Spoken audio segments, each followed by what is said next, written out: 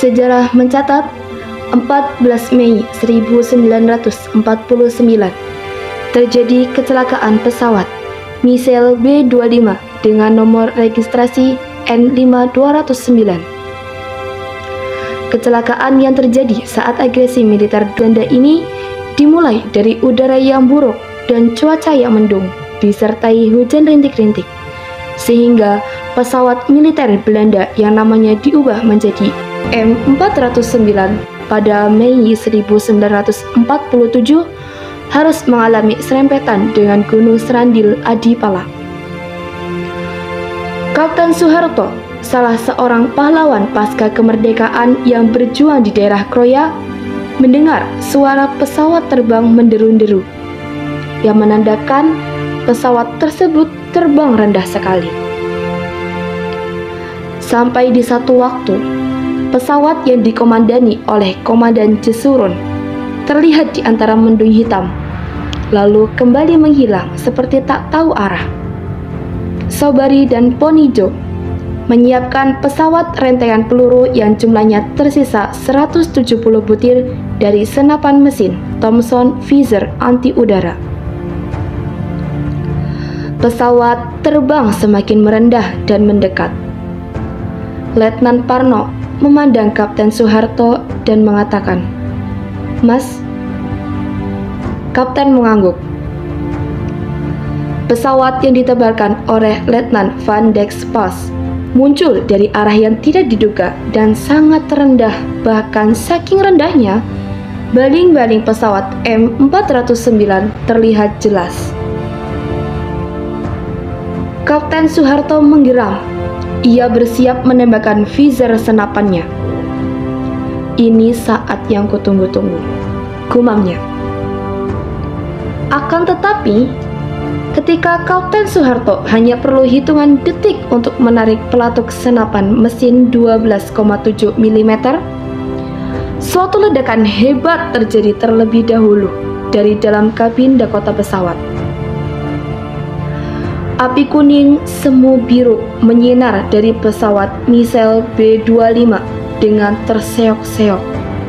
Pesawat terbang mencoba mempertahankan diri di udara sebelum akhirnya Dakota jatuh, menghujam di rumah Pak Dullah Kamari, seorang lurah di Kroya. Dulu pada tanggal 14 Mei tahun 1949 pernah kejadian pesawat terbang jatuh di depan rumah Pak Lurah Dullah Komari, yaitu ayah saya sendiri. Ya, rumahnya juga masih tetap di situ karena nggak pernah pindah-pindah. Kan dulu saya masih kecil, kalau keluar rumah maghrib itu, ayah maghrib, "Mbak jangan keluar-keluar, di depan kan banyak orang Belanda pada jatuh, pada meninggal di depan, kok dibedeni loh," gitu dulu. Terus berasal dari begitu. Terus apa sih Mbak, ada pesawat apa jatuh? Iya, dulu pernah ada pesawat jatuh, terus banyak yang meninggal di situ gitu. Terus sayap pesawat itu pernah kena emperan rumah kita. Ini di sini ada gambar rumah saya waktu zaman dulu, waktu bapak saya masih menjadi lurah. Di depan rumah ada empat pohon kelapa. Itu udah jadi ciri khas kepala desa Kroya. Ini ada gambar lagi pesawat yang jatuh, itu di depan rumah Pak Jito, sebelah barat rumah saya, sebelah utara jalan. Nah, kalau nggak salah ini bapak saya juga ada di sini nih, karena pernah cerita di lokasi itu bapak saya, terus difoto bareng-bareng sama tentara-tentara itu, ya entah tentara apa, aku nggak minta dijelaskan gitu. Semua pasukan Belanda dikerahkan untuk mengepung pesawat terbang yang malang itu.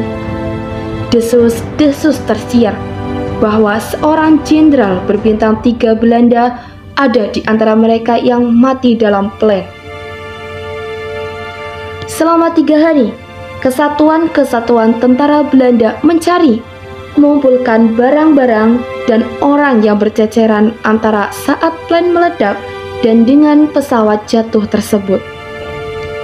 Hanan Newskeer, tanggal 16 Mei 1949, memuat berita tentang kecelakaan sebuah pesawat pembom B-25 pada tanggal 14 Mei 1949 pukul 16.30 di dekat Kroya.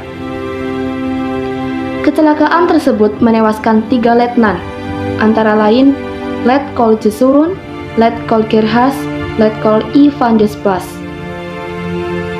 Selain itu, beberapa bintara dan 2 penumpang lain yang tidak diketahui namanya juga tewas dalam kecelakaan tersebut. Lantas, sehari kemudian, para korban pesawat jatuh dimakamkan di makam pahlawan Belanda di Cililitan.